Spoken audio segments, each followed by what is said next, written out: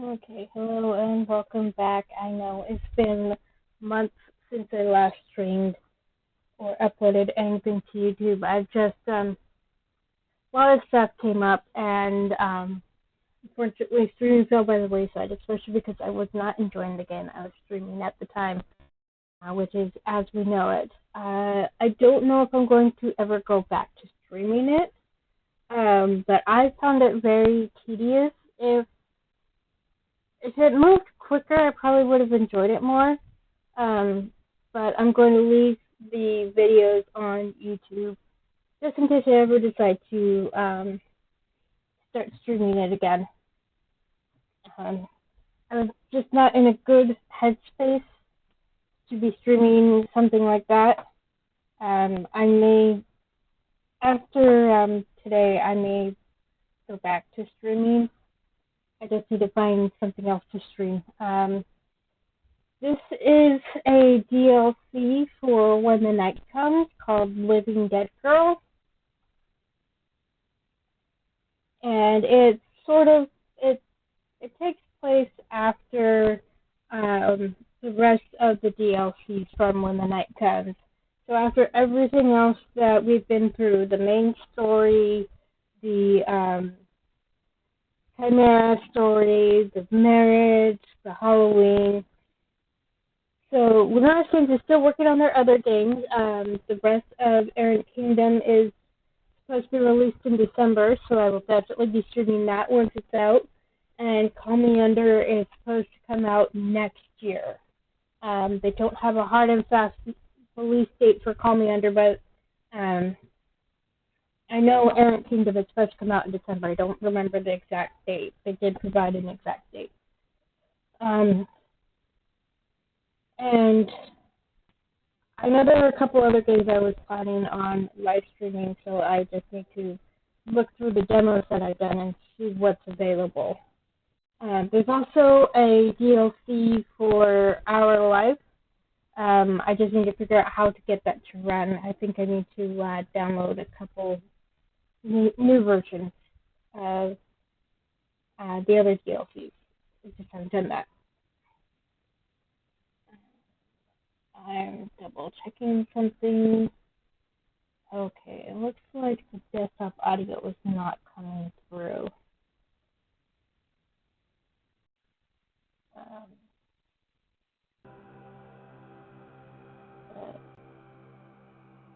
Not working. There we go. Okay, now we've got audio from both. Okie dokie. Just had to do some. I didn't do enough troubleshooting again, I guess. I was just so eager to play this. I have played all the routes already, but I'm still going to go ahead and play this. Since this is on my laptop instead of my desktop, there's no saved games.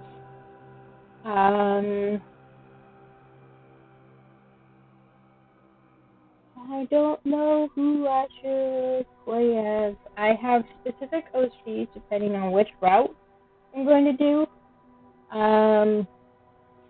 Let's go with Omen. So, Michelle. No, enter. Dubois. I know it says Dubois, but we're going with the French pronunciation, which is, you don't pronounce the end of the words, basically. They, them, and pick your route. So, August, Alcar, Ezra, Finn, Piper, Omen, Finn and Ezra, or Omen and Alcar. So we're going with Omen.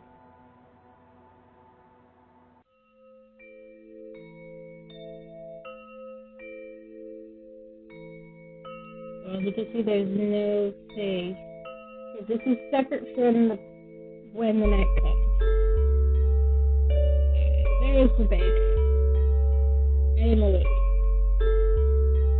As always, living in Lunaris ensures that there's no such thing as a boring day.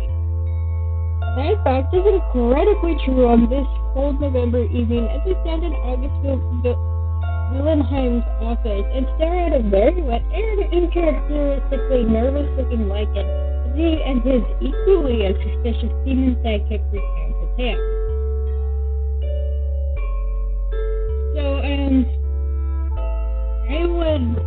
get any further, if I were to give this DLC a rating, it would be M for mature, because there's some very adult humor coming up. Just as a warning. So if that's not your cup of tea, maybe look elsewhere. But I actually, in some ways, I still laugh at short jokes. So my sense of humor can be very childish sometimes. Let's put it that way. Another side note, this came out on October 28th, which was yesterday, for if you're actually watching the stream. And when I upload this on YouTube, I don't know when that's going to be, but it came out on the day of my birthday, so I was very delighted. So anyway, human sidekick recounts a tale. Would you mind enlightening me on what exactly you're doing here, and what the origin of the substance you're dripping onto my freshly polished tile is? So, Omen's wearing his gold leather outfit, which, honestly, it's Omen, he's a demon prince, he doesn't really need it, but try to keep up appearances. And you notice that Alcar is wearing his outfit that he has Alcar's outfit is what he wears at the end of the main game, and I believe he continues to wear it in the other DLC as well. I stare and follow the line of questionable, viscous white matter that pools at their feet. Both Alcar and Omen run hot, so they honestly don't need to dress up for colder weather. It looks a lot like yes, I am unfortunately all too aware of what it looks like, General Dubois. August pinches the bridge of their nose between their forefinger and thumb as I flip my mouth shut and dutifully try not to laugh. They've apparently recovered from a little bit of embarrassment / rage that might open their eyes and pierce Omen and Alcar with a glare. Speak. Alcar approaches his lips, tail swishing to and fro, and I know from the glint in his eye he's about to capitalize on August's chagrin. What does it say about me that I know the telltale of mischief and the half-like him so well? Luckily for both of us, he glances my way like he's asking if he's going to die from this, and when I shake my head, Alcar takes a deep breath. Right, so what happened was, we were walking in the forest near the outskirts of town and spotted something weird, so we investigated and found this. Omen makes a sweeping gesture with his hands over his legs, pointing out the obvious. It's not exactly panic that I see in his jerky movements, but there's a certain amount of apprehension. A fuckload of it. It's all over the trees, the floor. Yes. Okay, but what is it? If this is some kind of prank again, I swear I will make your life a living hell. Again.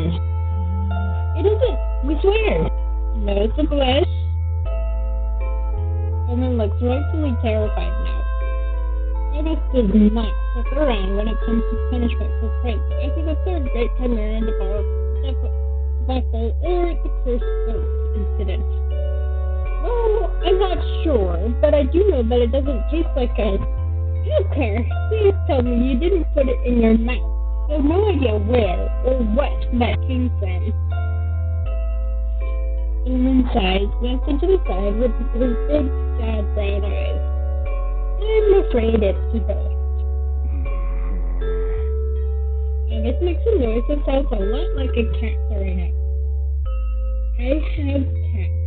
I'm not sure if that's an appropriate description, but it's very colorful. A ghost. Right. Of course, because we haven't heard that one before. They stand up, the side of their chair, scraping against the floor, making a sound with. Get out of my office and stop wasting Enforcer's time. I look on in horror as Omen seemingly squares up to August, taking a step closer to the desk, his shoulders set and jaw clenched. We're not lying. For once.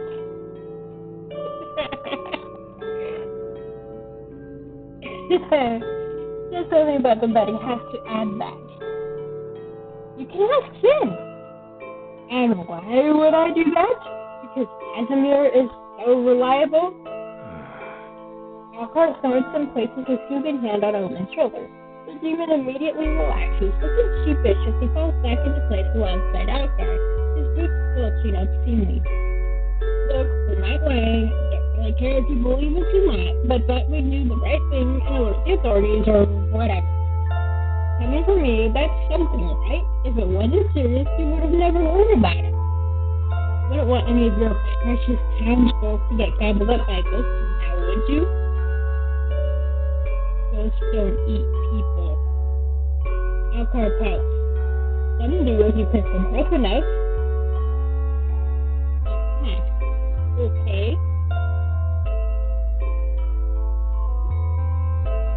Well, I brought you to the conclusion that we have a ghost problem anyway. Maybe that kid was running away from that old house in the perimeter yelling, "Go!" Oh, yeah, and if you're a big fan of Finn, poor guy gets a little too much teaching. And screaming like a little bitch baby. That part is important. Omen nods furiously, apparently corroborating Alcor's statement that our town crime leader is, in fact, a little bitch baby. He's back at himself in his quarters in the catacombs as he once would ask him. The vampire is scared of ghosts. Who'd have thought? August sinks back into their chair and sits and melts into the plush cushion, staring dead-eyed up at the ceiling. Michelle, would you retreat Piper, please? Let out a loud exhale. It's going to be another long night. Yes, boss.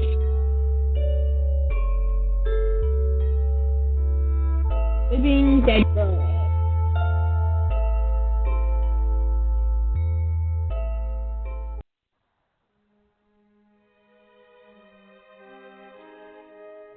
So yes, I will say this game made me laugh quite a lot, and it's just such a mix.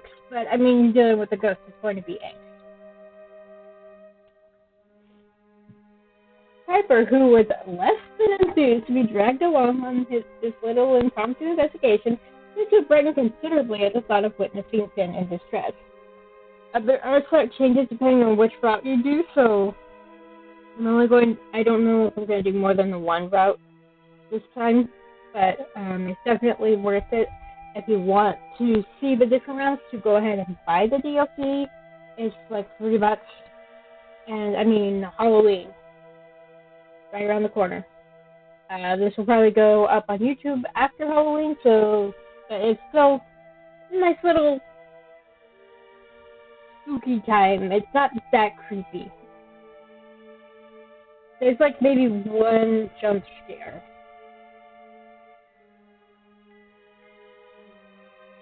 Looking at our ragtag little group, it seems like this many people tackling a ghost, if there even is one, seems a bit excessive. August's shoulders are tense as they walk a few paces ahead of us, but I can't really tell if they're their usual brand of annoyed at being dragged into another likely partial case, or if they're concerned the ghost might actually be real. As we draw deeper into Casimir territory, the sound of quiet murmuring begins to echo, and we find Ezra sitting with his back propped against the door to Finn's chambers. Piper and I share a quick glance. This may be harder than we thought. Yeah, if Ezra can't talk Finn into coming out of his chambers, that's saying a lot.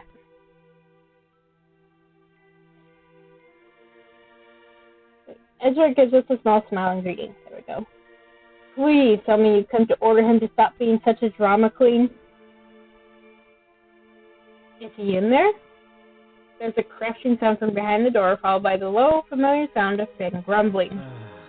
Yeah, he's refusing to let anyone inside. Have you tried magic? Brute force? Threats? Ezra nods furiously. All three.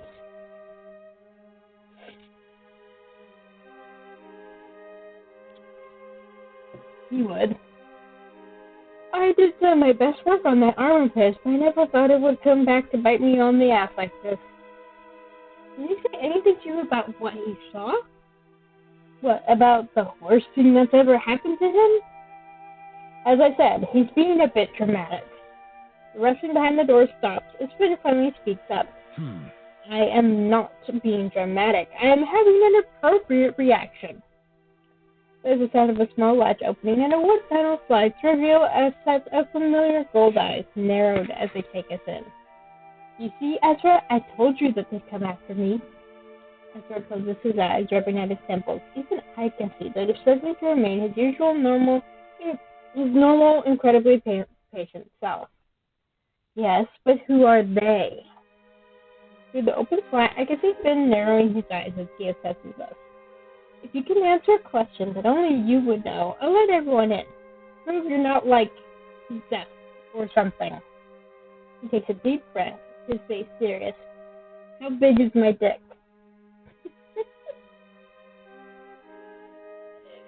Yeah, I had to stop and laugh, and every time I still laugh at this. Behind me, I can hear Alka snort. August roams into their palms, and Piper just looks straight up entertained. For fuck's sake, Casimir, half a bloody Lunaris knows that. August looks affronted. I certainly don't. Finn sighs from behind the door. Not for my lack of trying back in the day. I lost it. Because that implies that Finn did make a pass at August. Maybe more than once. August's cheeks swiftly turn a flaming shade of red. Not quite that bright, but you get the idea. He's very embarrassed. Very embarrassed, excuse me. We're not getting anywhere, and time isn't really on our side. I have to make this stubborn vampire put his big boy pants on. So we can either scare him or find common ground.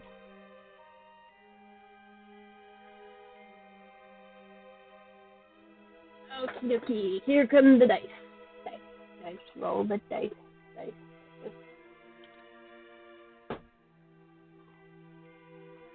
So I have done both of these options before, so I know the results.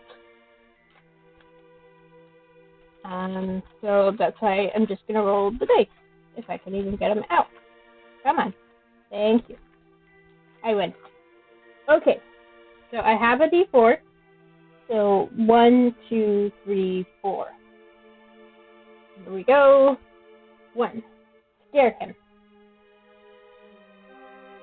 You're old and smart enough to know that ghosts can move through walls, right? There's a moment of silence. Yes? So what good does locking yourself in here do, exactly? Maybe it doesn't know I'm down here? You're just going to, what, hide down here forever? I thought that. I might. August huffs loudly behind me, their voice muffled by the palm that slides over their face. They stride forward and meet Finn's gaze through the door.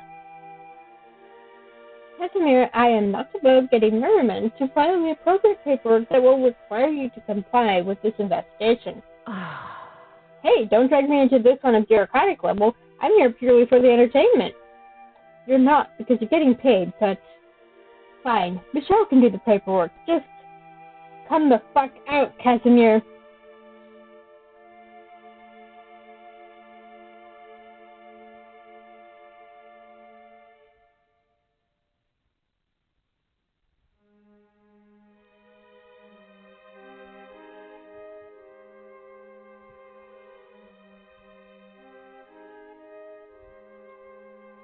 I got a message on Discord.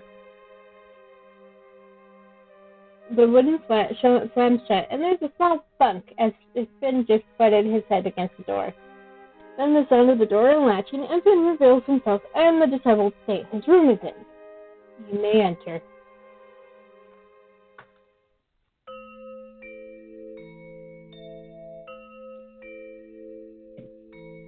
So I will try not to say anything about what happens on the other routes because I want people to find that out for themselves. And it's usually just little changes, blink and you miss it type changes. So, just have to keep in mind. Inside, it looks distinctly like a destructive child had run amok in it. Amok. And, for people who are somehow not aware, Hocus Pocus 2 came out earlier this month, in October. And, I definitely enjoyed it. And it actually managed to make me cry. So, it's mostly the story thing, but the story, the underlying core of it, really got to me. Because it was about the Sanderson sisters' relationship and how much they care for each other. And I have two sisters myself, and I care for them a lot, so that really got me. But anyway, going back to the DLC. So it's his large bed and almost the entirety of the floor completely covered in random objects and books. That doesn't sound like my room when I was a kid at all. This place has never been perfectly organized like August's house or Ezra's shop, but with the amount of stuff he's accumulated throughout his long life, everything is usually placed with purpose. That would be me. My room is not look very neat and organized, but everything is where it is for a specific reason. Usually. It would appear that's all been done away with. What the fuck happened in here, Casimir? I was looking for something to defend myself with. August rolled their eyes dramatically. What about, I don't know, yourself?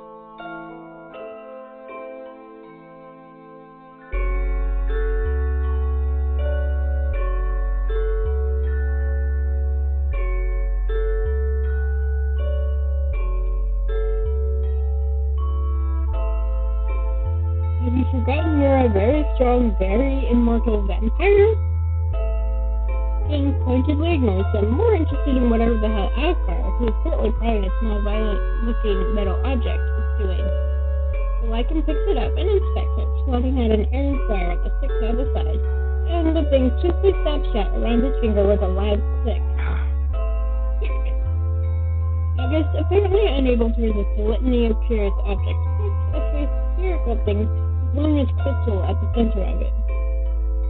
Casimir, exactly how old it is? Finn just shrugged. Not sure, but when I got them, I was assured by the local hunters of the time that they were the best way to defend against the most incorporeal entities. Banshees, poltergeists, ectomists, etc.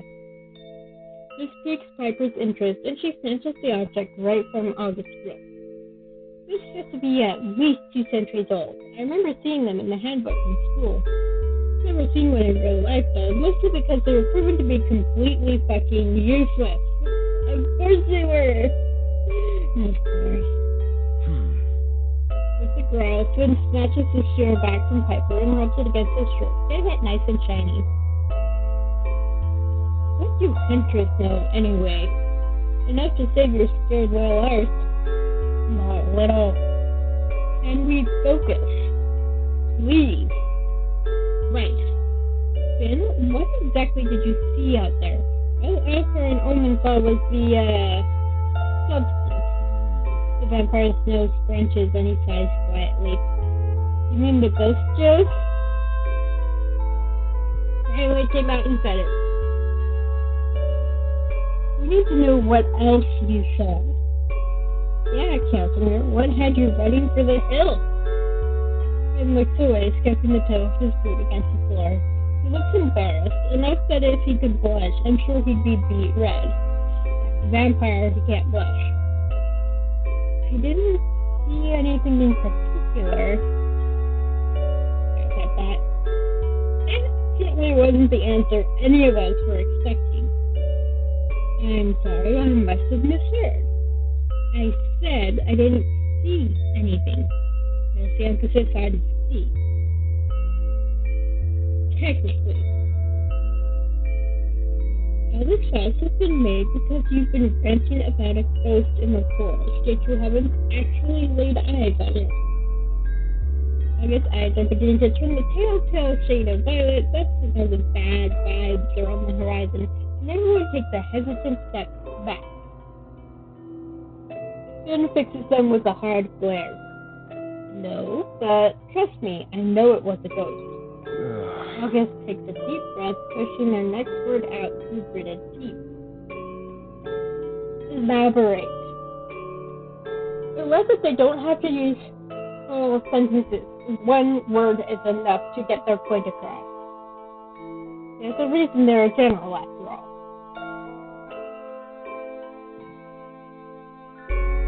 That sheepish look crosses his face again, and he looks anywhere but at any of us.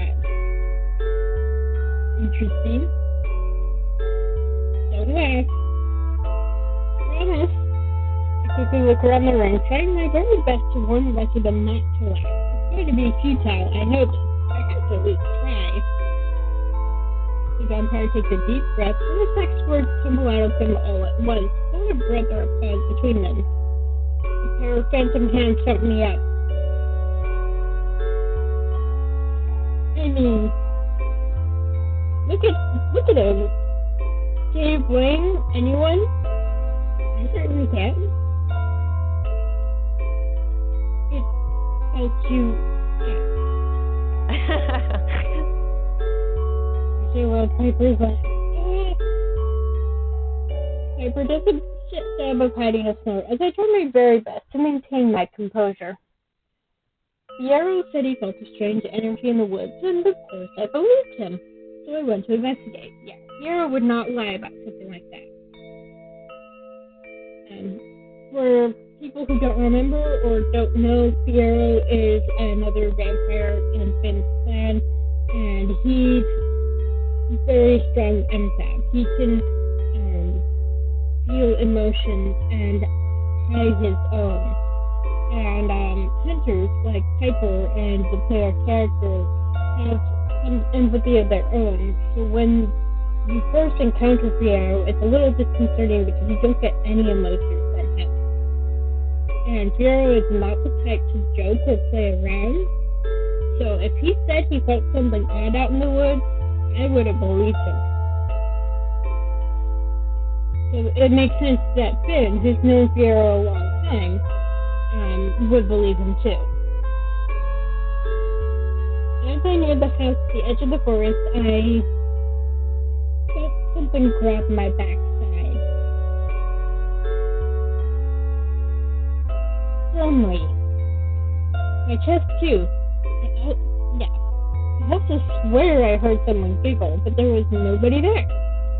There definitely isn't anything in Lunaris that could run away from me fast enough either, so it must have been something invisible, hence why I came to the conclusion it was a ghost. Right, well, I trust you, I suppose. Don't like we have anything else to go on. What's the game plan, boss? If Ezra will be so kind as to introduce me from the shop, I have a plan that should be simple enough. And again, if you're not familiar with When the Night Comes, Ezra and August are both witches. And while August is an enforcer who basically is like a handler for hunters, Ezra is freelance, basically, and a healer. But I'm also going to need help from all of you, including you, Casimir. Oh, come on. Ezra gently passed the vampire on the shoulder, offering August a glowing smile. We're happy to help.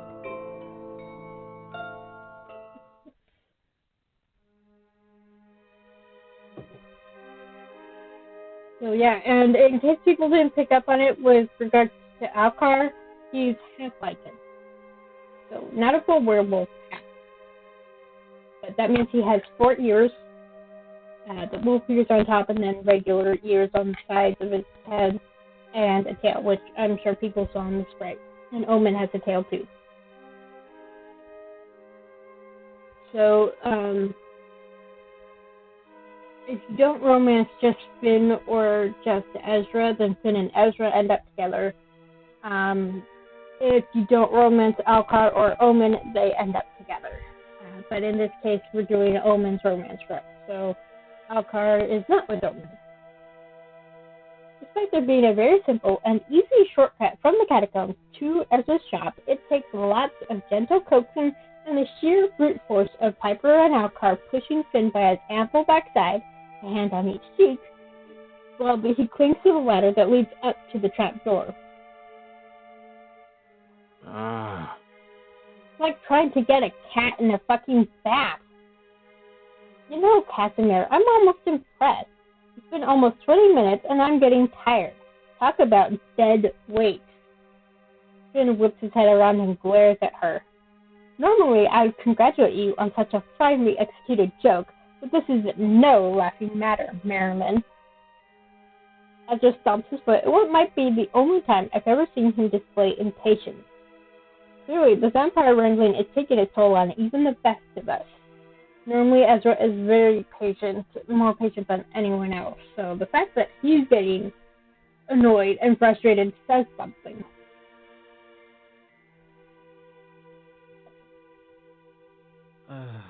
Finn, please, we're almost there. I'm in grave distress. Fuck me. I need to intervene. I will say this. There's an extra choice here if you romance Finn, whether with Ezra or by himself. So, I have done both of these. So I know the outcome regardless, but it's still fun. I'm going to roll the dice again.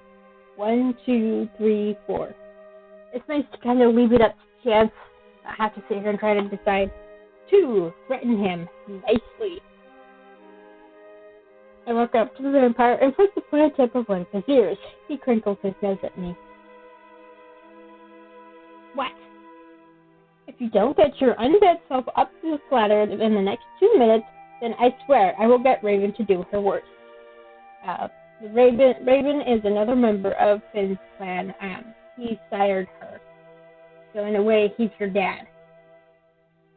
His eyes widen for a fraction of a second. You wouldn't. Oh, I would. She knows how much you love the bats in Lunaris, right? Do you think you'd still love them if the colony happens to make a home in your quarters? You wouldn't be able to get the smell of bat shit out of your room for centuries. Finn snarls. And that's just the first thing I thought of off the top of my head. No effort required. You know Raven's capable of far worse. There's a low groan and whine that escapes his throat, and he stomps pathetically, throwing his head back. My poor, long-suffering enforcer is beginning to look more pissed off by the minute, despite previously insisting they would rather die than get involved. Finally, it seems they've reached their breaking point. I watch as they push off of the wall, moving to stand to the side of the ladder so they can look Finn in the eyes. A power move if I've ever seen one. They clear their throat before they speak, their tone oddly polite, but clipped, like a parent trying to reason with a toddler throwing a tantrum. I cannot believe I'm actually about to admit this, but we really need your help with this, Casimir. They pause, clearly planning on saying something that pains them. They grit their teeth and force their next sentence out. Think of the potential material for your next, novel. Finn writes smutty novels, and August reads them. We'll just leave it there. I'm not sure if it's a clear embarrassment on August's face from the admittance that they still enjoy Finn's smutty novels, or the genuine prospect of inspiration that does it, but Finn finally perks up. And I hate to admit that you might be right. He looks down at his feet and wills himself to take a single step. Ezra seizes the opportunity to scurry ahead of him in anticipation, disappearing up the ladder and into the shop, pokes his head out of the hatch, and gives Finn a bright grin and a thumbs up for encouragement. With a deep breath, Finn finally begins to make his ascent. Finally, now we can do some actual work to prepare for a little pilgrimage to the They smirked and raised both hands, making air quotes. Haunted house. That wasn't very becoming of you, Augustus. The finger gesture they show her in response is far less becoming. So I'm assuming it was like flipping the bird, basically.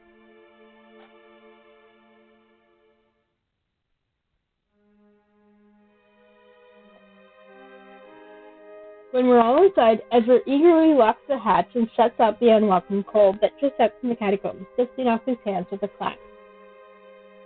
The warm, comforting smell of the shop is soothing after that little ordeal, and I bend down to give Coco a small pet on her tiny head as she waves through my legs, stroking happily. Coco is a cat.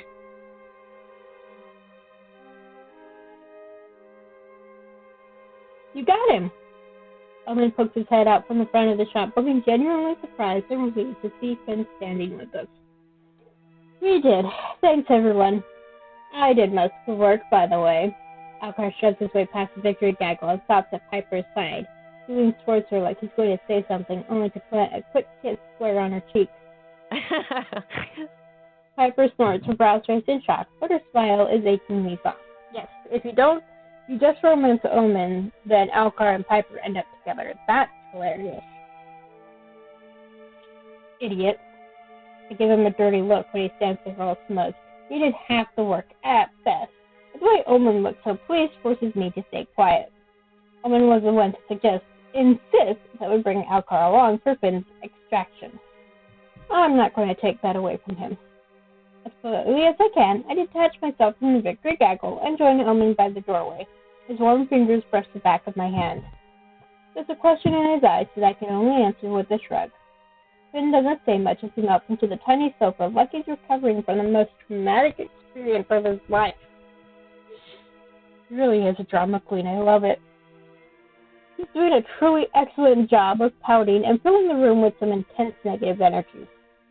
I watch Ezra walk up to him, speaking softly and handing him a small jar full of some kind of concoction before we leave him and the terrible twosome behind in the back room and make our way to the storefront.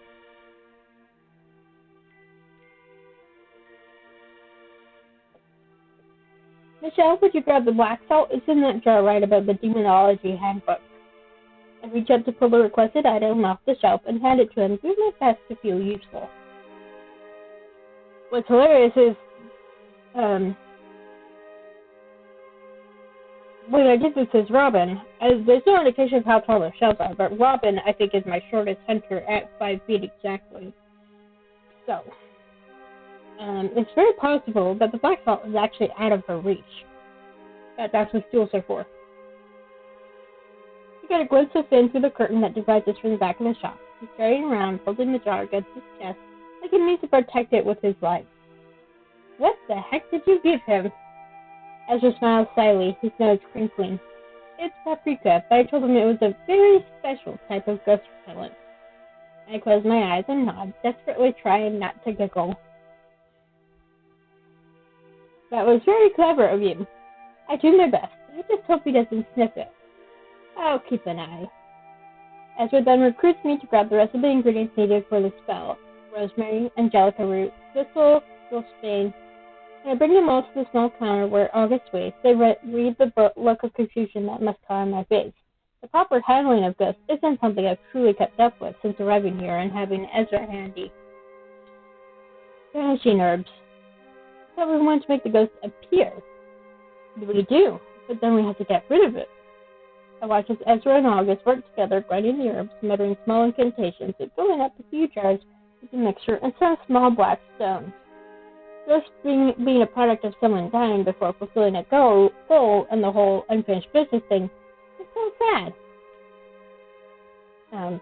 That's what Ghost Whisperer is all about, isn't it? It's about helping ghosts with their unfinished business. August rolls their eyes. Yes, very sad. Unfortunately, there's not really anything we're going to be able to do about the whole them already being dead part. Just the banishment spell. They point to a black candle on the shelf behind me, and I bring it to them. August immediately begins carving into it with a small knife, the tongue poking out from between their lips to concentrate. You could bet that August is not aware of that. And if I were romancing August, I wouldn't tell him. It's too cute. What's their plan to lure the ghost in? Ezra perks up at this. Well, with the salt, I'll draw a protection circle. Then giving the ghost a corporeal form is fairly simple. But there are a couple things I need that I don't have on hand.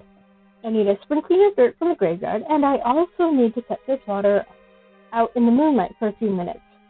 But then we'll mix everything together and drop some runes that will bind the ghost to a physical form temporarily. Then we take the candle and cover it in this nice poultice stuff and iron mixing and light it. Should do the job nicely. He grins, apparently pleased with this little rundown. Finn, still clutching the ghost repellent, strides over. If it's so easy, then why are we all going? Well, we need you specifically because you're going to be the bait. Ezra quickly smacks the hand over August's mouth. Do not want to tell Finn that he's the bait. Nope, not a good idea. Best moral support giver. That's why we need you. Ezra throws August a warning glance and quickly removes his hand, lest him bite it off. Since we've gotten his message, though, which was apparently to shut the fuck up. Also, you're the only one here that actually felt the spirit's presence, so... felt more than its presence. Yep. Finn looks rightfully skeptical. And once again, quite pouty. August and Ezra aren't exactly being subtle about using the poor guy as bait in their evil, wonderful little scheme. Now, how about you walk with me to the graveyard? That sounds nice. Excellent. You've got it from here, then? I nod quickly, noticing that August has mostly everything packed and ready. We'll meet you at the house. Excuse me. See you there. Ezra guides Finn out of the shop and into the night, while August and I stand idly by for a moment before they sigh again. We should start making our way into the forest, I suppose. We have quite a trek ahead of us. They gesture towards Omen and Alcar as they emerge from the back of the shop. You two, take us there, and quickly. No funny business. Alcar rolls his eyes. Yeah. Did anyone ever tell you that you're a killjoy, Willenheim? That is General Willenheim to you. August's face looks like it's on its way to transforming into a storm cloud. Omen grabs Alcar's arm and nods firmly at me. Always a reliable comrade, this one. No promises, I'll keep a straight face once we get to the spunk trees. Piper's wicked laugh echoes as she begins to emerge from the back of the shop, and August pinches the bridge of their nose. I press my lips together to stifle a laugh of my own. I mean, it is kind of funny. This is going to be a long night. Without looking my way towards the door. Let's go. The sooner we start, the sooner I can forget this altogether. So I'm assuming that these voice lines we're getting are just stock sounds that they got from the voice actors for the base game. I don't think they got the voice actors to record anything for this because this was after they finished the revamp.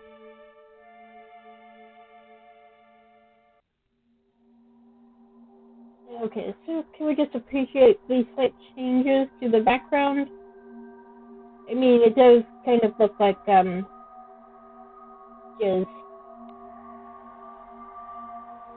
And notice footprints. With Omen and Alcar a healthy distance ahead of us, for our own safety, from August, we trudge closer to the outskirts of town. The deeper we get into the woodland, the air seems to start to thaw in a way that feels unnatural. I don't think it's supposed to be thaw. I think it's supposed to be the other way around, because thaw means it gets warmer. It certainly isn't the same familiar autumn chill that lingers in Lunaris, but something more sinister. And as Piper and August shivering too, our breath suddenly fogging the air. It certainly feels weird out here. Something definitely isn't right. That drop in temperature wasn't normal. August scoffs. You two are so dramatic. You are aware that we live in Lunaris, right? It's always bloody cold here. A little chill does not automatically equal haunted activity. Piper and I share a look. She rolls her eyes. Truly incredible that our oh so intelligent figurehead, who also happens to be a supernatural being themselves, somehow manages to be a skeptic when it comes to the most basic form of paranormal activity. Come on, August, we learned about ghosts before we learned how to hold a dagger in the academy. Oh, please, I know ghosts exist. I just also know that they don't haunt places like this for no good reason. They usually want trouble, want people to terrorize. There's not a single soul out this far. The townsfolk know better. Maybe it got lost. I finally ignore the withering look August throws me and walk a little faster. The moment I step in something sticky, I know we've found our destination. I look down at my boots and grimace when I spot the substance, the same one Omen and Alcar were covered in. Fuck. Wolf Boy was right. It really does look like I think it might be ectoplasmic residue. I looked over my feet and washed away, cling to the sole of my boot before stepping back down with a squelch. Why is that somehow worse? Upon closer inspection, the forest floor is littered with the imprints of bare feet, the inside of them covered in a thin layer of frost. The trees also seem to be affected, almost as if whatever passed through has a dash of winter in its wake. Finally, the house comes into view. We stop a few meters away from its decrepit form, taking in the boarded-up windows, the flaking paint, the general incredibly ominous vibes it seems to be giving off. The front door is open and rocking back and forth in centimeter increments with a gentle breeze. The wood is painted a pleasing shade of light blue, with the long, jagged claw marks that mar its surface, ensure it doesn't dare look even remotely inviting. I like light blue. It's my favorite color. To the point that it shocked my family when I picked a watch that wasn't blue. Well, this is nice. One of the windows swings open on the second floor, the restless frame slamming against the wall and making a horrific creaking noise when the wind blows violently in what feels like a warning. We all jump in unison. Yeah, it really sets the mood. August mumbles something unintelligible but likely offensive under their breath, pulling their coat a little tighter around their torso as the force that surrounds us shudders, the wind kicking leaves and dirt around our feet. Let's not get any closer until Finn and Ezra arrive with the supplies. Aw, are you scared now, Augustus? Piss off. Just please don't kill each other. I really don't want to deal with your ghost. You'd both be terrible. Horrible. I think I would make quite an excellent ghost, actually. Well, you do already haunt the halls of headquarters and strike fear into the hearts of those around you. You also make weird noises when you're distressed. And I have the complexion for it. Oh, look, Finn and Ezra. That exchange right there, that's one of the things I love about Piper and August's relationship. And you get a hint of what they were like before the whole mess that brought you to Lunaris happened. And I love it. And I think they do make better friends than lovers, no matter what other people might say. Because I know there's some people who kind of like the idea of everybody together. I just like the idea that there are some relationships that work better as platonic rather than romantic. The pair come into focus from the dark of the forest. Finn is still clutching the ghost repellent. Did you get what you needed? We got the grave dirt. Yes, I went ahead and mixed a poultice already. He hands August a vial of dark swirling liquid. He places it into the bag with the rest of the supplies. The long fingers running over the rest of the ingredients like they're ticking off a mental checklist. Knowing August, they are. That's everything then. Merriman, you and Michelle can help with the more physical elements of the spell. Stand by and make sure you don't get eaten by a ghost then. Exactly that. August pulls out a large jar of black salt and puts it into Piper's hands. I'll handle the incantation. Finn perks up considerably. Excellent. This was lovely. He turns to leave, but Ezra stops him by grabbing the back of his coat. Finnegan? The wine Finn lets out is high and long, and he throws his head back in his aspirations. What else do you even need from me? My fucking soul? You still have one? All of us have a role to play here, Casimir, including you. We'll call for you when we need you, Casimir. He narrows his eyes ahead of us. What exactly do you need me for again? I don't think you ever clarified. Certainly nothing dangerous. She's smiling. Why is she smiling? August groans. What Piper means to say is that it's only a small piece of the spell. Right? The timing of your assistance is hard to determine. You don't want to watch us fuss with all the preparations, do you? The fingers of Finn's metal hand clink softly on the jar he still clutches. No. Looks back to the forest, while his pointy ears twitching slightly. For the record, I'm not happy about any of this. If I so much as hear a twig step in the wrong way, I'll be back in the catacombs faster than you can yell back. Duly noted. As we move to open the door to the house, a loud noise echoes through the forest. The loud yelp, Finn uncorks his jar and sends the paprika flying. Fuck!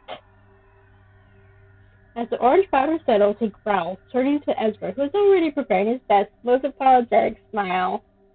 August quickly ushers Piper and I in the direction of the house, leaving the witch and the vampire bickering behind us.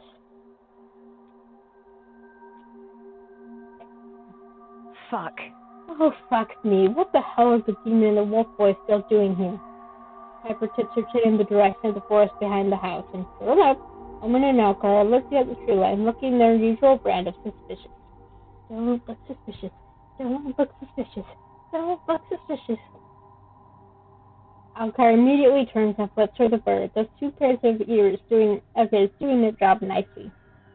He usually enjoys swearing at all of us anyway, but I can see restlessness in the tension of his shoulders. Omen pats his back, his attention seemingly everywhere but on Alcar. They approach us, both pouting. What's wrong? Nothing. We did our job, right? You happy now? I raise an accusatory brow. Alcar bares his teeth, flicks his tongue, and after a moment rolls his eyes. His shoulders slump. Alright, I have to admit, it's really a bit, it's disconcerting. Showing that Omen still has some things to learn. Disconcerting. Mm-hmm. Right. That. Cyber's smirk could provoke even a Bulbert into attacking. And there you were, being a huge shit to Casimir. Got your balls all twisted up now, lover boy? He only says lover boy if you romance Omen. Alcar steps toe-to-toe with her, and you'd think an argument was on the horizon with the way they poke at each other, but seems vaguely erotic. Maybe this is foreplay. The relationship dynamic will never fail to confuse me. Hey, love, I don't deal with this kind of shit day to day like you and Michelle. Yeah, it's fucking creepy. What about it? Are you two leaving now? We can't see the ghost? Omen turns his doe eyes on us. Probably not a good idea that we crowd the place with our other supernatural beings, don't you think? We'll wait outside while you do your thing. Don't worry. And if the ghostie runs outside or something... Alcar looks hilariously unsure what exactly he's going to do about that, but Omen glances at me. He nods, his tail flicking. Right, you never forget we have a whole demon prince in town. We're counting on you then. Piper starts to recently, but thankfully doesn't say anything else. She shoves her shoulder into the door and forces it open.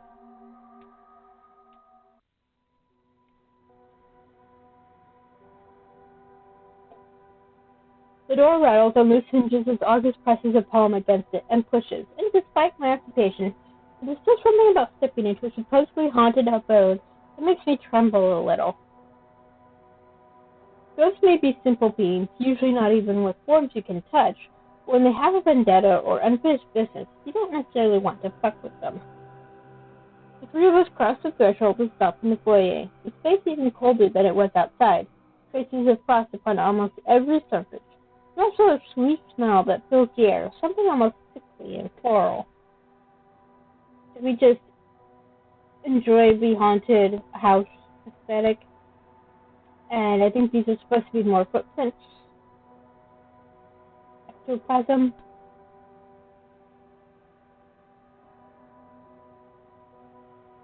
It's fucking freezing in here. Plus, who knows what kinds of diseases are rampant in here with all these dried fluids. Tetanus, probably. If I didn't know any better, I'd say August is 1 second away from petulantly stomping in their expensive boots. We'll try and be as quick as possible. Promise. You could wait outside, you know. I've dealt with one too many big babies tonight. Their face twists grimly.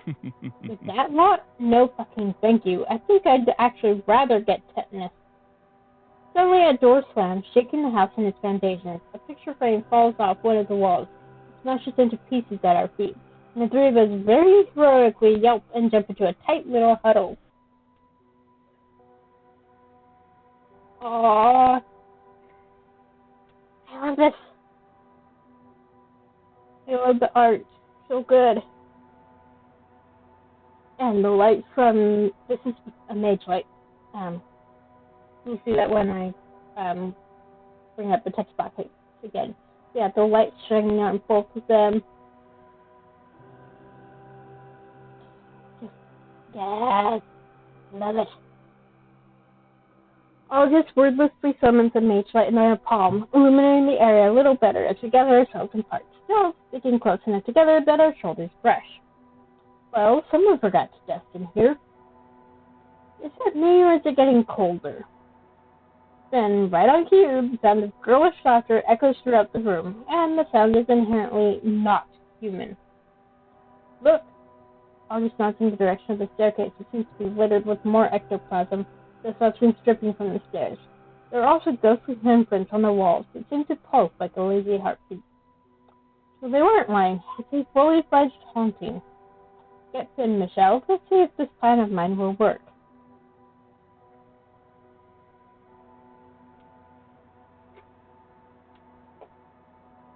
When I return with an incredibly reluctant Finn in tow, August and Piper have set up the ritual that Ezra helped us prepare in the middle of the entranceway. I don't like the look of this. Well, if you want to help us, you'll just have to be brave. Pledged. Where do you want me? Piper grins, and it's frankly kind of terrifying. She steps forward and grabs Finn by the shoulders, guiding him into the middle of the spell circle. She pats him on the head before quickly stepping away to hide behind August. Good boy. Now, stay. Finn pouts, but he obeys nicely, maybe standing a little more still than is entirely necessary, but whatever makes him feel comfortable, considering we are actively using him as ghost bait. August nods once, and then they begin. Exire mortum esse et ostende te. Finn groans. Why does it always have to be fucking Latin? Makes me itchy. Be quiet. Verum formen tuam ostende. The house groans. Accipe sacrificium. Wait, did they say sacrifice? My Latin is rusty, but not that rusty. August? Willenheim. August plainly ignores us, their eyes glowing furiously in the din. Then Finn grumbles, his eyes going wide, as two purple handprints appear on his chest. Notice the actual placement of the handprints. I think it's working. Ascende te! The floorboards quake as a bright white light glows around Finn, a figure slowly beginning to appear right in front of our eyes. Delicate hands lay pressed against Finn's chest, her limbs long and deathly pale, and then there's a fully formed woman floating right in front of him, her face close enough that if she were to move forward just an inch, her lips would be pressed against Finn's. Hi. I'm sure you're quite lovely, but I'm afraid I'm taken. The ghostly figure quickly yanks her hands away, looking startled as she registers three other sets of eyes upon her. Remember what I said about the jump scares? The features suddenly shift into something dark and monstrous, an awful blood-curdling sound ringing out around us. Piper and I immediately reach for our weapons, but the ghost quickly calms at the sight of them. Her face falls. Shit, I'm sorry. Finn takes a step back, right out of the circle, tossing the three of us a tentative, wide-eyed look. August nods, and without hesitation, the vampire lets it right out of the front door before any of us can blink. Well, I screwed that up, didn't I? What, were you trying to woo Casimir? I mean, why not? He's cute, isn't he? No arguments here. She leans to the side a little bit, staring longingly at the closed front door. I always did have a thing for vampires. Is he reformed? How did you guess? Dunno, I suppose because you weren't trying to cut his head off. A shame. Vampires aren't even more appealing when they're trying to chew on your neck. Oh, well. Interesting taste. August takes a deep breath. You didn't catch your name? Oh, right. It's Cassandra. Sorry, brain is a little fuzzy with the whole being dead thing. The three of us just stand here, staring at her as she offers us a timid little wave. In all my years of being a hunter, I don't think I've encountered a friendly ghost before. As I glance to the side to catch Piper's eye, she looks just as perplexed as me. August, on the other hand, doesn't appear to be buying it. I think it might be time you went and terrorized some other town. Terrorized? But I haven't done anything. Hang on. Okay. Just wanted to see the change in the sprite. Okay. Here for dice. There's 3 options. I mean, I could still use my D4. I just have to roll again if I get a 4. But 1, 2, 3, 4, 5, 6. Yes, I'm rolling a D6. Here we go. 3. Let August handle it. Yes. It's only a matter of time. She scoffs, offended. Until what? Until I snap and eat all of you? It might happen sooner rather than later if you keep being mean to me. Look, I think I'm stuck here. I didn't pass away all that long ago, and I promise I'm not up to anything nefarious. I truly just want to cross over. You know, be properly dead. August, Piper, and I all seem to be stunned into silence by both her ability to communicate with us like a normal person, and also by the fact that she seems to be completely genuine in her desire. Besides, doesn't Section 7 of the handbook say you have to bargain with non-threatening spirits? Or are you one of those hunters who doesn't abide by the precious code? Wait, what? What? How the hell do you know about that? Because I was a hunter. Duh. Hold on. What? She shrugs. Rather poetic, is it not? The hunter becomes the hunted. Ha! Fuck. Well, fuck. You could have led with that, you know. Would you have been marginally less willing to stab me if I did? Piper contemplates it for a brief moment. Yeah, actually. Well, you're certainly clearly not a typical spirit.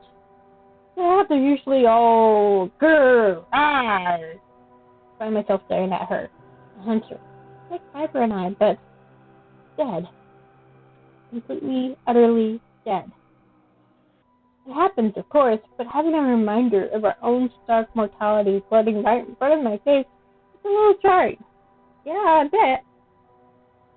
Wait, why wouldn't she be able to cross over? She doesn't seem particularly vengeful. Well, there are a few potential factors I can think of off the top of my head, but I'm pretty rusty on the finer details of how to deal with paranormal activity. The most obvious one would be that she has unfinished business. I looked at Cassandra, who is still waiting in the middle of the ritual circle very patiently while we talk about her like she isn't even here. Do you have any unfinished business? Any vengeance you feel like you need to act out?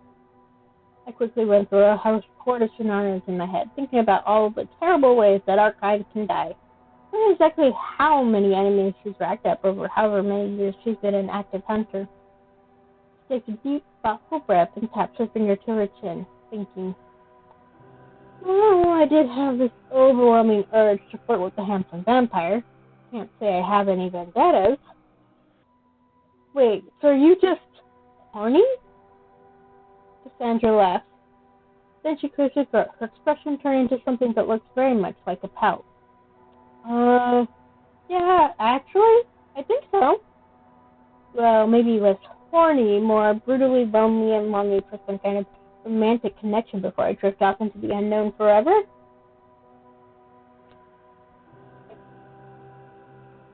Wait, what if that's my unfinished business?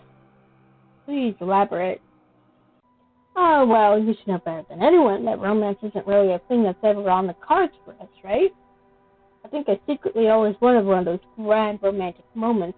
I pushed things down because I was committed to my duty, and she gestures to herself, her very dead self. Well, obviously, this happened. The slight downturn of her mouth makes something twinge in my chest. I'm sorry. She shrugs. My life certainly wasn't devoid of romance by any means, but it was always fleeting.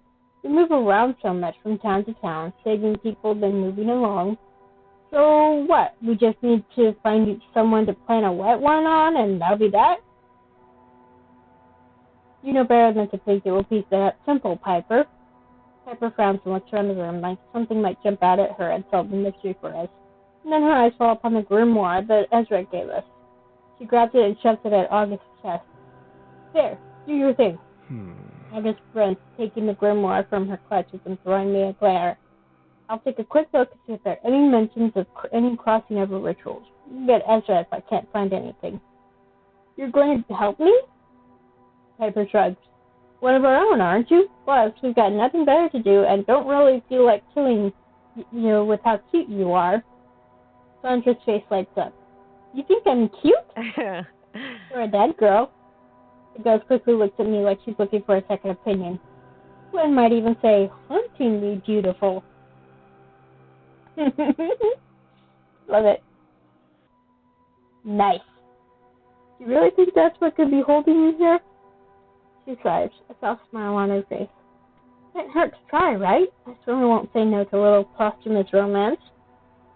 I didn't hold any grudges. I'd have too many to count if I did. August and Piper talk between themselves, flipping through the grimoire in search of a potential solution to Cassandra's predicament. It feels kind of awkward as I watch her carefully, painfully curious, wondering if she would mind if I picked her brain a little. It feels insensitive to want to question a dead girl, and I wonder how painful it must be to see two perfectly alive hunters just going about their day, but then that's just what we sign up for. Maybe living in Lunaris and being surrounded by all these people who love me has made me a little complacent. Lazy, even. So I suppose it's not every day I get to have conversations with dead people who don't want to kill me, who might even understand me better than anyone. Sandra? I think you can call me Cass at this point. Right, Cass. Okie dokie.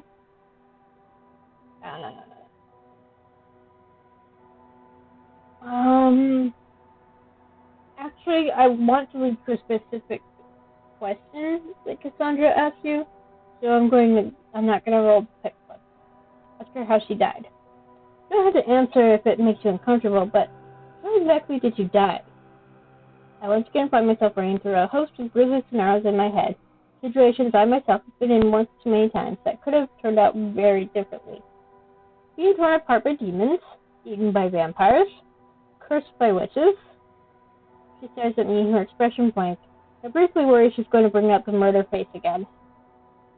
It was a pack of wild dogs. She quickly burst out laughing, throwing August so badly they almost dropped their book. Kidding! Then she shrugs, resigned. I got. Doesn't really matter how or what, by what. Just comes with the territory, right? I don't really know what to say to that. I'm sorry. She shrugs, her smile shy. Thanks, comrade. I really hope I can help you. You deserve to be at peace. I hope you can too. Maybe I should have been more selfish when I was alive. Dated whoever I wanted to without worrying about them getting all attached to someone who was inevitably just going to die anyway. I mean, when you think about it, we are all going to die eventually. She scoffs. How do you even approach that? Hello, I'm bound by duty and destined to die young at the hands of something monstrous. It's really nice to meet you. Where shall we go for drinks? I take a moment. What you're saying certainly isn't wrong. We're conditioned during training at the academy to believe we're not supposed to form attachments, romantic or otherwise. Attachments complicate things. We're just here to kill, created to serve, and protect the people from the evils of the world. And yet, here I am, an anomaly, a hunter with friends and a family who would die for me without hesitation. And then there's Cassandra, a young, beautiful woman with her whole life ahead of her, who seems to be completely comfortable with the fact that she copes without experiencing any of the things that supposedly make us human. I admit her, trying to push the thoughts aside. Yeah, it's a bit awkward, yeah. She smiles sadly, observing me with a tilted head. Do you have someone, Michelle? Not gonna lie. To be honest. I'm actually married to a demon prince. Cassandra's mouth falls slack, her eyes wide. You're shitting me. I swear I'm not. You scared the shit out of him and his friend, actually. Oh, whoops. She laughs, but her expression quickly turns soft. I'm very glad. You deserve happiness. She seems to contemplate me for a second. How did you do it? How did you carve out space in your life? I feel like I missed a trick, speaking to the role so reverently. I was like that for a long time, and then I came here and, well, shit kind of hit the fan. But I had all of these amazing people around me. They took a liking to me, I guess. Then I couldn't get rid of them. Cassandra snorts, but she looks awfully wistful. In all seriousness, we lived through something traumatic together. We had to work together to survive. But I'd always been alone, like we're told we have to be. That's a lie. Just another way of controlling us, keeping us in line, keeping us miserable. She nods solemnly. I'm glad, at least, that one of us seems to have figured that out. August clears her throat, approaching us with Piper trailing behind them, grimoire in hand. I think we might have found something. Cassandra lights up, her hands clutched in front of her chest politely, like she's very eager to hear. August eyes her warily, then opens the book, holding it out for her to take a look. The page in question is titled Purpose-Driven Immortality. Seems like we might have a relatively easy case on our hands if your unfinished business is truly what you think it is. Yeah, at least we don't have to do any detective work like finding your murderer or hidden treasure or something. You appear to have been barred from the afterlife, which, as we suspected, does mean you have some kind of unfulfilled wish or one final very important task that you have to complete before you'll be allowed to cross over. Then, you'll be free. Makes sense.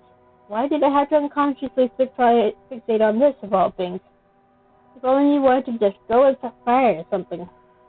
So, who gets to do the honors? Cassandra dramatically flutters her lashes, and the three of us look at each other, realizing that, yes, we are the only logical candidate. You want to be one of us? Are you sure? I mean, I'm not going to force you to do it if you don't want to, but I feel like we've had a nice time, and you are right here. Unless the vampire is still close by. Okay, so looks towards the door again. So basically, yeah, one of us gets to help her with her unfinished business.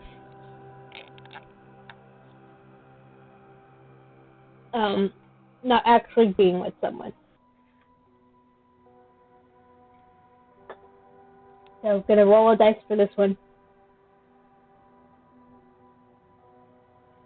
1, 2, 3, 4, 5, 6. Here we go. 3. Piper, okay. Piper takes a step forward, shaking at her arms and clicking her neck side to side like she's gearing up for hand-to-hand combat. I've got this one. Someone's eager. Piper steps closer to Cassandra and offers her hand. Shall we?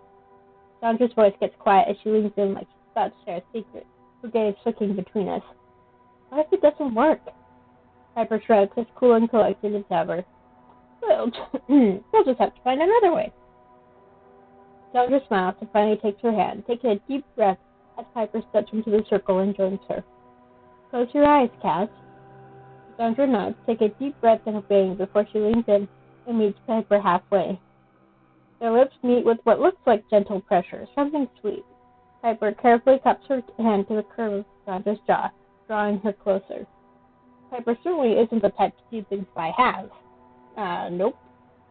Cassandra sighs against her mouth, and I could just about see the beginnings of a smile curving at the edges of her blue lips. When Piper eventually pulls back and breaks a kiss, Cassandra's cheeks are vivid pink. She lets out another dreamy little sigh as she basks in the wake of it, bringing her fingers up to press against her lips like she's tasting the feeling. God damn. I know, I'm quite good, aren't I? Oh, Piper, as modest as ever. You really wanted to help me. I could tell. That means a lot to me. Thank you, Piper. We all stand here quiet and a little awkward in the wake of what just happened, waiting for anything to happen. So, what now? Do I just...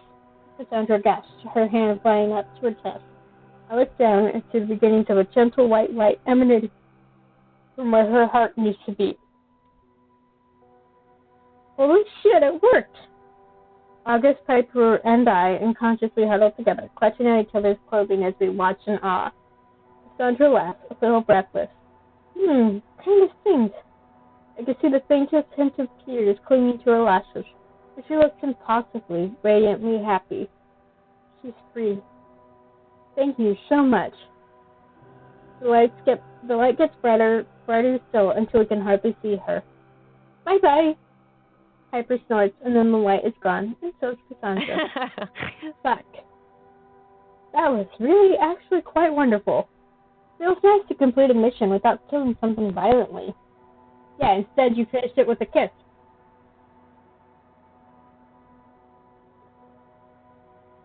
We all continue to stand, I think it's supposed to be here, for a bit, staring at the remnants of Cassandra's presence. The ritual circle begins to fade. August reaches out and puts a gentle hand upon each of our shoulders, giving us a squeeze. Good work, team. Now, shall we go home?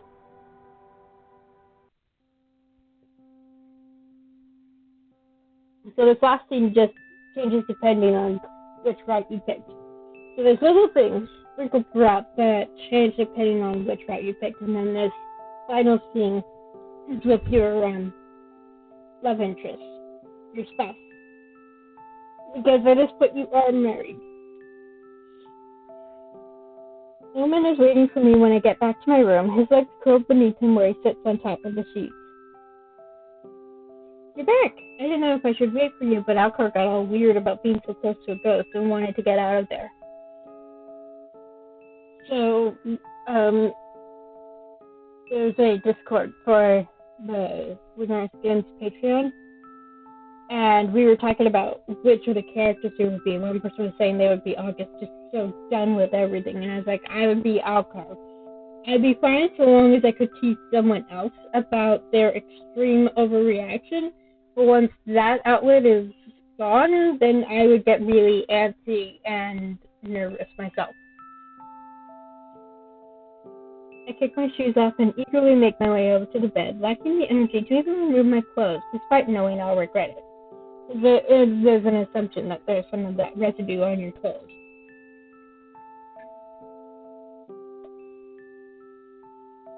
It's fine. We did take a while. Omen takes my hands in his own, warming them through. His tail twitches restlessly behind him. You look like you have some heavy thoughts going on up in that head of yours. You doing okay? Yes, am I okay? Turns out the ghost was a hunter. She was just a young girl, really sweet, had her whole life ahead of her. She got taken out on a mission and, dead. Oh, I'm sorry, Michelle. Being reminded of your mortality isn't fun. Yeah, because I'm assuming that as a demon, Omen is pretty much immortal himself, or at least very long-lived, unless someone gets it in their head to take him out. The smile that twitches at the corner of my mouth is empty. She's talking about how all she wanted was a life like mine. Not much to ask for any normal person. We're not normal, are we? Something as simple as being allowed to be happy, to have romance and friends and family. Why if we get told that's impossible to have? It made me realize that I distanced myself from that reality. The woman reaches out, cupping a hand to my cheek. This is painfully gentle, as it always is, and the way he looks at me makes me feel impossibly cherished. You shouldn't feel guilty for carving your own path despite the cards you were dealt. You deserve happiness, even if it was something you never thought you'd be allowed. You've proven that you can be a great hunter and experience a happy life. Maybe, but it still seems so unfair. Others could have this if they wanted. It would be even more unfair for you to punish yourself. You've more than earned it. Almond leans closer, staring at me with wide eyes until I nod and smile. Right. Thank you. He tugs at me until we're lying against the pillows, his head situated upon my chest.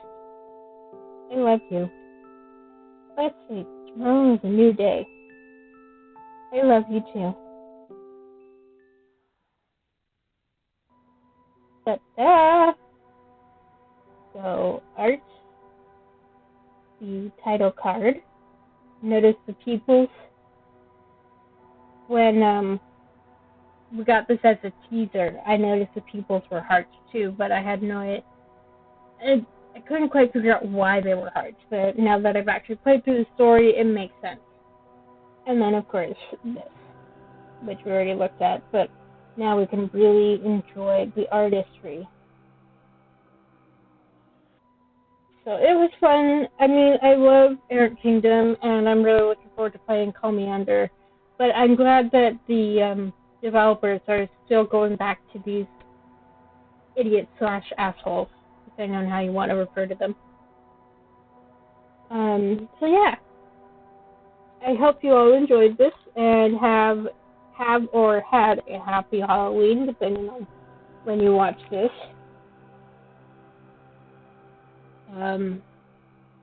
I will hopefully get back into the swing of streaming. I've had a lot on my plate the last couple of months and trying to adjust to different circumstances. I haven't moved or anything like that, but there's just a lot more going on that I don't really want to talk about. But let's just say that my schedule is not set in stone. I don't have a set time except weekends that I know I'll have the time free. So if I do continue streaming, I will probably do it only on the weekends. Unless by some miracle I have Wednesdays free.